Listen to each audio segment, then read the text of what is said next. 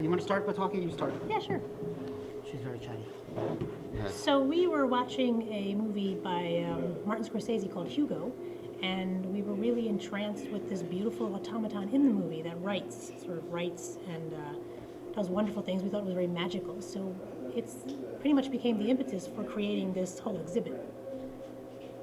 Yeah, and then we were actually inspecting, looking to try to find the actual automaton, like a real live automaton, and found out that it's thousands and thousands of dollars. So we said, can we make our own? And so I said, I don't know, let's give it a shot. And we just started poking around art stores and craft stores and seeing what worked. Yeah, we thought we had to make it look like a particular way, like maybe from the movie, but we decided as we went along that we could pretty much do whatever we wanted. So we made our first one, Solange, who ended up being very unusual and weird with a handmade head with button eyes. And from there, we ended up seeing that we could do whatever we wanted. Yeah, like any subject matter. It could be any kind of human endeavor that you could think about, whether it's music or wine or puppetry. And from anywhere around the world, too. Yeah, so that was a big influence, was that all different cultures, and you could kind of Time combine periods. them all. Yeah. One is 3,000 years old, another is made very recently. Yeah, so it was literally limitless, and we came up with 50 ideas, and we settled on these 12. We actually came down with 12, so it's amazing, and sky's the limit, and we could even do more from this point.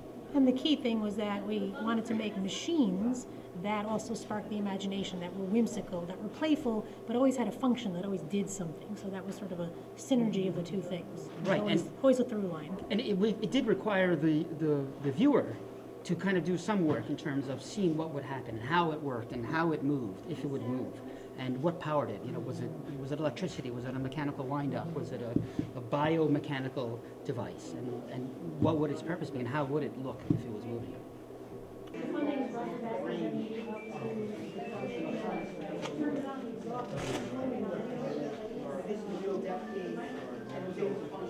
Real Geiger counter.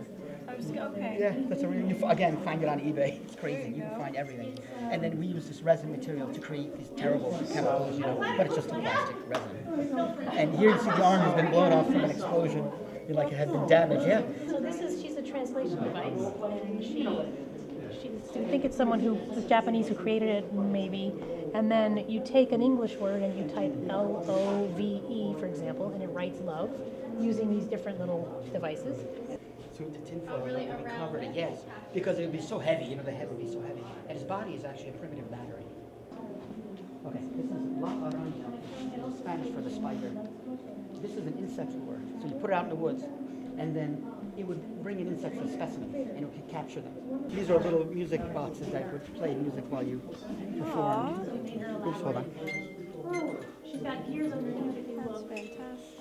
And these pulleys actually manipulate the head in your mind. So you would actually perform the puppet. If you look back here, there's a little motor that turns everything. We weathered the skull by a very watered down brown acrylic. And then inside is a finial from the 50s. This is from a lamp. This looks like an atom. Right, yeah. And serendipitously it fit inside this cloche, which is the glass. Which is the finial, the red? Yes, the red, and these little atoms Yeah. going around it. Again, from the 60s, Yeah. kind of the Jetson style. You take water, She was our first one. cocoa, Made.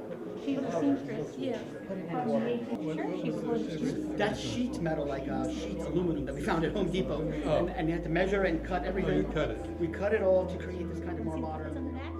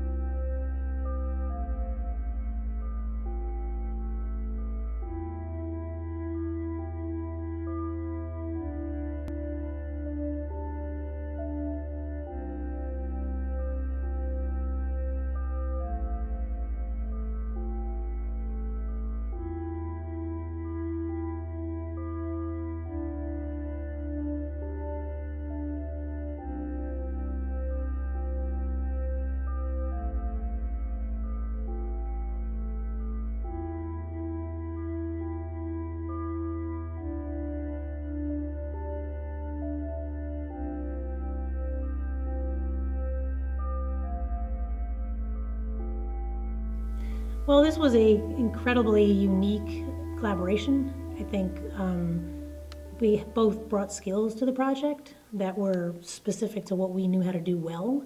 And in the end, we would end up creating these things that we knew probably couldn't have existed if both of us didn't bring our skill and brain and ideas and creativity to it. It was a truly unique, strange, bizarre experience, and wonderful. And I think that we did run into some obstacles and we had some conflicts, like what our aesthetic, temperaments were like. And then we were able to come to an agreement most of the time. And then we had to give each other room to express themselves. So all the works have our fingerprints on it. So there's a collaborative part and there's an individual part, I think, that you can see on all the works. And it's very distinct that what is yours and what is mine and what is kind of both of ours together. But I know that we were both very much in agreement about the fact that there were no rules. We would make up what we wanted to. We wanted to see what was possible. Right. We knew that there were no limits to it. And like I wrote about in that little placard, it's kind of like what is possible when you really use your imagination and let it run.